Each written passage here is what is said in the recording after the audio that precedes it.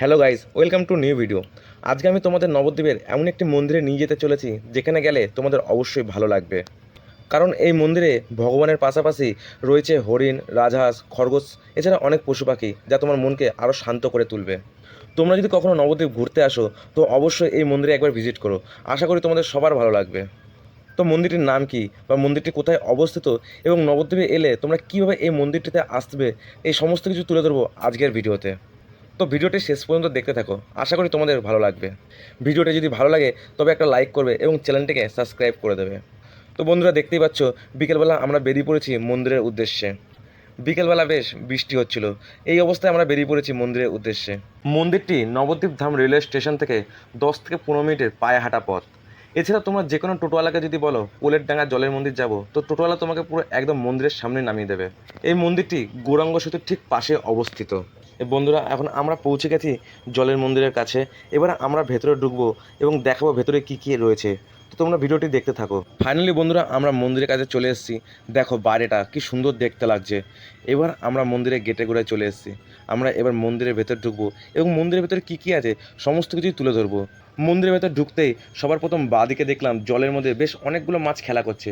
অনেকেই মাছগুলোকে খাবার দিচ্ছে। মাছগুলো বেশ জলের ধারে এসে খেলা করছে। দেখো জাস্ট কি সুন্দর লাগছে দেখতে। এবার আমরা চলে এলাম হরিণের দিকে। দেখো একসঙ্গে কতগুলো হরিণ, কি সুন্দর লাগছে। সে মনে হচ্ছে একটা ছোটোখাটো চিড়িয়াখানায় চলে এসেছি। অনেকে হরিণগুলোকে খেতে দিচ্ছে। তাই তোমরা আসলে তোমরা হরিণকে খাওয়াতে পারো। এই হরিণ ও মাছগুলির খাবার বাইরে কিনতে পাওয়া যায়। এরপর হরিণ দেখে আমরা চলে গেলাম খরগোশের দিকে। খরগোশগুলো বেশ শান্ত চুপচাপ বসে আছে, কি সুন্দর লাগছে। এরপর আমরা গেলাম রাজহাঁসের দিকে। দেখলাম একদল রাজহাঁস ছুটে চলেছে নিজেদের ঘরের দিকে। দেখো কি সুন্দর লাগছে। তোমরা যদি নবদ্বীপে আসো তো অবশ্যই এই মন্দিরটা একবার আসবে বন্ধুরা, তোমাদের সত্যিই খুব ভালো লাগবে। এরপর আমরা মন্দিরটার চারপাশে ঘুরতে লাগলাম। দেখো কত সুন্দর ফুলের বাগান, কি সুন্দর মেনটেনেন্স করেছে। মন্দিরটি একদম পরিষ্কার পরিচ্ছন্ন, যা মন্দিরটিকে আরও সুন্দর করে তুলেছে। বন্ধুরা এইবার দেখো তোমরা মন্দিরটা কি সুন্দর লাগছে, জাস্ট ওয়াও। এটি হলো জলের মন্দিরের মেন মন্দির, যা জলের মাঝখানে অবস্থিত। এই মন্দিরের ভেতরে রাধাকৃষ্ণ ঠাকুর পুজো করা হয়। মন্দিরটির চারপাশে জল এবং জলের চারপাশে বাগান টাইপের করা আছে, যা মন্দিরটিকে আরও সুন্দর করে তুলেছে।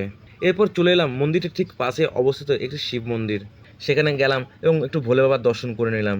তারপর মন্দিরের ওপর থেকে তোমাকে জলের মন্দিরের ভিউজটা দেখাচ্ছি। দেখলে সত্যি বলছি তোমাদের চোখ জুড়িয়ে যাবে। তোমরা কে কে এই মন্দিরে এসেছো এবং তোমাদের কেমন লেগেছে তা কমেন্টে জানাবে। দেখো বন্ধুরা, এটি হচ্ছে মন্দিরের ওপর থেকে নেওয়া ভিউজটা। শুধু একবার দেখো, কি দারুণ লাগছে তাই না? তো বন্ধুরা, ভিডিওটি এখানে শেষ করলাম। ভিডিওটি তোমাদের কেমন লাগলো কমেন্টে জানাবে। যদি ভালো লাগে একটা লাইক করবে এবং সাবস্ক্রাইব করে দেবে। দেখা হচ্ছে পরের ভিডিওতে।